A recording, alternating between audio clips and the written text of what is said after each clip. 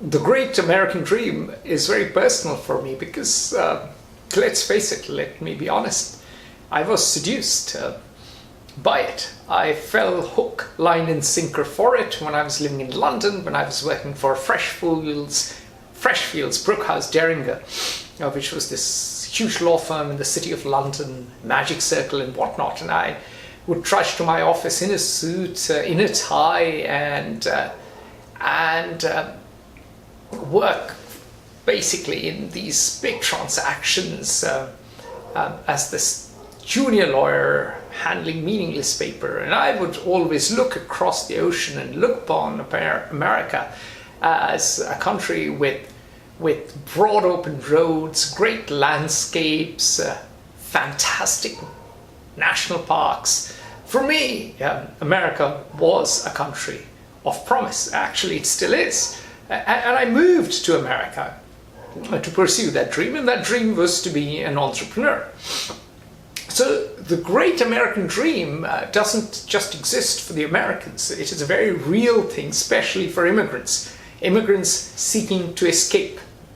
And I was one of those immigrants. I am one of those immigrants. And the curious thing is that whilst America has a lot going for it, it is a place for entrepreneurship. At the same time, it is a place which is very harsh. In my area, which is in the media, I set out to create a digital media platform that would publish perspectives from around the world. Anybody could write for it from anywhere in the world, but everyone would go through the same editorial filter with fact check, quality standards and whatnot. And I ran into the tide of social media. Just as I started out, Mark Zuckerberg rolled out his ocean liner right into my raft. And I found that whilst the great American dream is certainly real for many people, the terrible American nightmare is equally real for a lot many more people.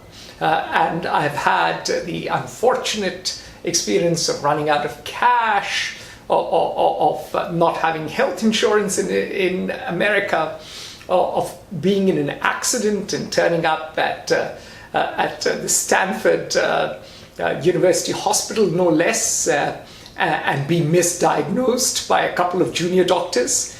And believe it or not, I had to fly to third world India to get sorted.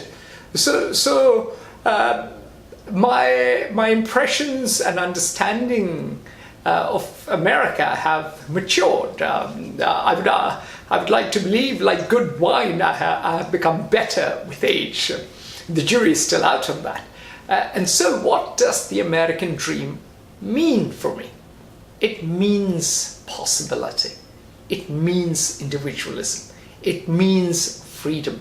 It means the ability to be creative. It means to chart out new paths, or to use a cliche from a certain space show, to go where no man has gone before, to boldly go where no man has gone before. And whilst you can laugh it all off as immature claptrap, the reality is there's something to that dream. The fact is that America didn't have the ossified social structures of Europe or Asia. It's a young country. So for years, there has been more possibility. Americans do have a can-do, will-do attitude. That is also true. That allows for doing great new things. That allows for the great American dream. But what has happened over time is that capital has got more and more concentrated. The costs of failure have got higher and higher. The costs of education. I went to Wharton, and Wharton costs an arm and a leg. And the reality is I got a much better education at Oxford. If you compare Wharton and Oxford, it's like comparing the finest champagne with Coca-Cola. And it costs so much. And the question is why? Why does everything now in the US cost so much? And all this inflation of basic things in life are creating a chain of indebtedness, new chains of indebtedness around people's legs and arms, and are the new forms of slavery in many ways. If you work for a big corporate, if you go and join McKinsey and Goldman Sachs, Google and Facebook and Apple, you're fine. But should you become an entrepreneur, should you chart out on fresh paths, then you could slip up and break your neck. There is no safety net. And remember, social mobility now in the US is lower than in the UK. If you had told a founding father that in 1776, they would have had a heart attack. England was a class-divided society. England was a society of toffs. Maybe it still is. You have Boris Johnson on top. England was a society where you could never rise up. And if you wanted social mobility, you came to America, or America, as we say in my land. And even in America, if you got tired with the East Coast, you headed west. Go west, young man.